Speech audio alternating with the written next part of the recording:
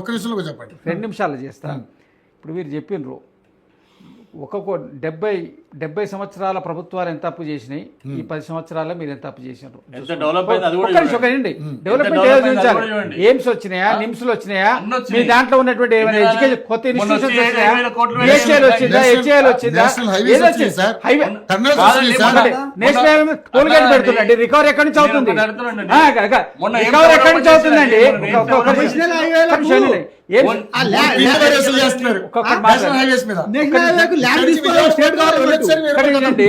Highways గురించి మాట్లాడితే highways మీద వచ్చేటువంటి టోటల్ మీ ఇన్వెస్ట్మెంట్ టోల్ గేట్ మీద రికవర్ చేస్తున్నారు. మీరు దానికి ఇచ్చిన వెల్ఫేర్ ఏముంది?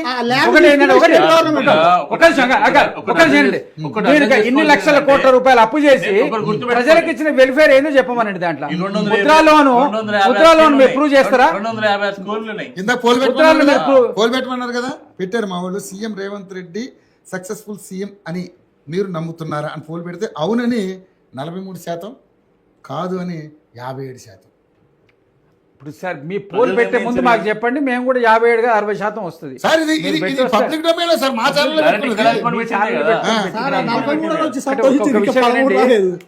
43 కాదు. కామెంట్ కూడా పెట్టారు సార్, ఉండండి కామెంట్ అవుతున్నానండి.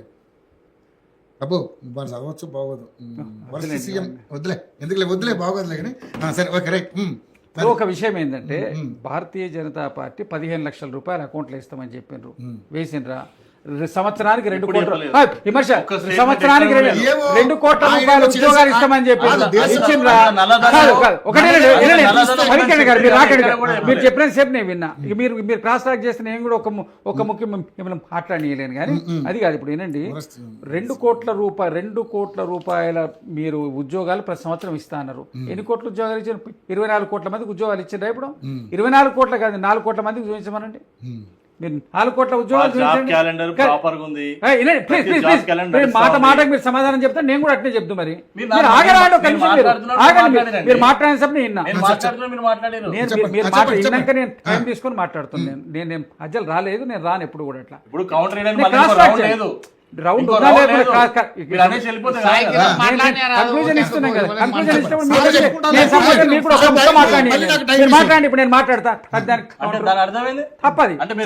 మీరు అబద్ధాలు చెప్తారండి. భారతీయ జనతా పార్టీ టోటల్ అబద్ధాలు చెప్తుంది. భారతీయ జనతా పార్టీ 20 చేసుకుని చెప్తున్నా. నిర్మలా సీతారామన్ ఆఫ్టర్ కరోనా 20 లక్షల కోట్ల రూపాయలు ఇచ్చినా 20 లక్షల కోట్ల రూపాయలు ఎవరికైనా ఇచ్చిందా? క్లియరెన్స్ ఇచ్చినామండి. ఒకటేనండి, మీరు మాట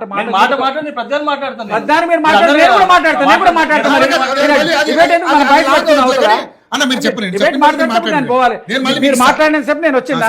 రాలేదు. మళ్ళీ తీసుకొని మాట్లాడుతుంటే మీరు వస్తే చెప్పండి, పద్ధతి కాదు. రవికిరణ్ గారు, ఒక విషయం ఏంటంటే వాళ్ళు విమర్శించారు. వాళ్ళకి కేంద్రంలో అధికారం ఉన్నా, ఇక్కడ ప్రతిపక్షంగా ఉండు, విమర్శించే హక్కు ఉన్నది. నేను దాంట్లో ఎక్కడ పోవట్లేదు. నేను అడిగేది ఏంది, మీరు చెప్పినటువంటి హామీలు ఎన్ని ఫుల్ఫిల్ చేసినారు? మీరు నోట్బందీ పెడతారు, ప్రజల ఎత్తి మీద భారం వేస్తారు.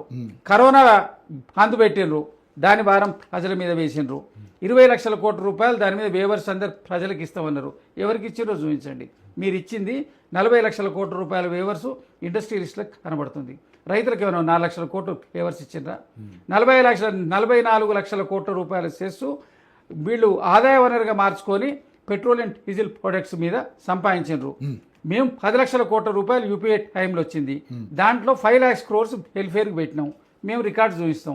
ఈ 40 లక్షల కోట్లలో ఎంత వెల్ఫేర్కి పెట్టినో చూపించండి. మీరు ట్యాక్స్ తీసుకోవచ్చు, సెంట్రల్ గవర్నమెంట్కి లిబర్టీ ఉన్నది.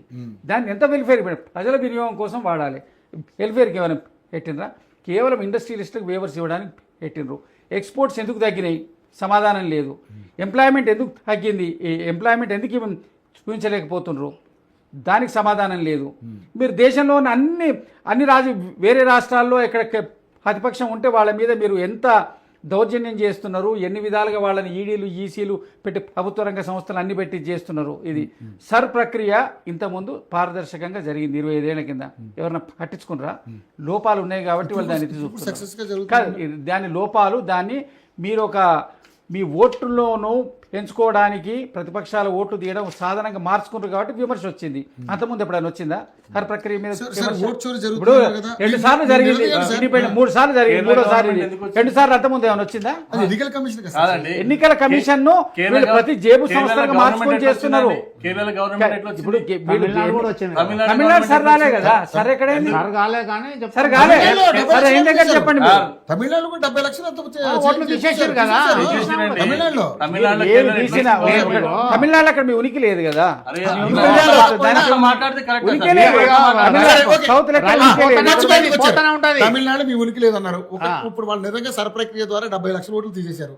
మరి ఆ లెక్క ప్రకారం అయితే మరి అక్కడ అధికారులు బీజేపీ రావాలి. వాళ్ళకి అక్కడ ప్రాతినిధ్యమే లేదు కదా, కాంటెస్ట్ చేయడానికి అభ్యర్థులే లేరు అక్కడ. మీరు అట్లా ఓకే. మాట్లాడొద్దు ఏ, సార్. లేదు, లేదు. చాలు మీరు సార్. అట్లా మాట్లాడొద్దు. తమిళనాడు ఎక్కడ ఉందండి మీకు? కేరళ ఎట్లా వచ్చిందండి? సౌత్ లో మొత్తం లేదు. కేరళ ఎట్లా వచ్చింది? తెలంగాణలో క్యాండిడేట్ లేరు మీకు చెప్తున్నా.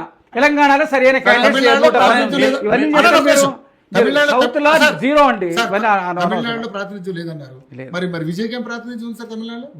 విజయ్కి ఆయన ఇండివిజువల్ నేమ్ మీద ఎస్టాబ్లిష్ వచ్చి మరి బీజేపీ అట్లా వస్తే వస్తారు ఆపింది ఎవరన్నా? పరిస్థితులు అది బీజేపీ ఆపింది రండి. పరిస్థితులు మీరు అన్న ఏమో టైం చెప్పలేదు. అలయన్స్ ఎందుకు పెట్టుకున్నారు? మాకు అక్కడ కూడా మేము వీకే ఉన్నాం. మరి అట్లా దేనికి అనుకుంటే- అలయన్స్ అట్లా పెట్టుకున్నాం మేము. అనుకుంటే కేరళలో మరి మేము ఎందుకు పెట్టుకున్నాం? ఇప్పుడు ఏదండి మన అది కేరళలో కదా. కేరళలో ఇండివిజువల్ గా చేసారు కదా, ఎన్ని వచ్చినాయి మీరు? ఉమ్. కేరళలో ఇండివిజువల్ గా చేసిన ఎన్ని వచ్చినాయి? ఇప్పుడు అట్లా అనుకుంటే మరి ఎప్పుడు కూడా మమతా బెనర్జీ గెలుస్తుంది కదా సార్ ఇక్కడ. మరి బీజేపీ ఎట్లా గెలిచింది మరి? ఇప్పుడు బీజేపీ అక్కడ కేవలము ఒక బెంగాలే కాదు, అది బీహార్లో కూడా అదే జరిగింది, బెంగాల్లో అదే చేసింది. రెండు సార్, రాష్ట్రాలు ఫైనల్గా చెప్పండి. ఇప్పుడు ఏంటంటే మన శ్రీనివాసరావు గారు పార్టీ తరఫున ఆయన ఫుల్ సపోర్ట్ చేస్తున్నాడు కానీ వాస్తవాలు ఆయనకు తెలుసు అసలు. ఇక్కడ నేను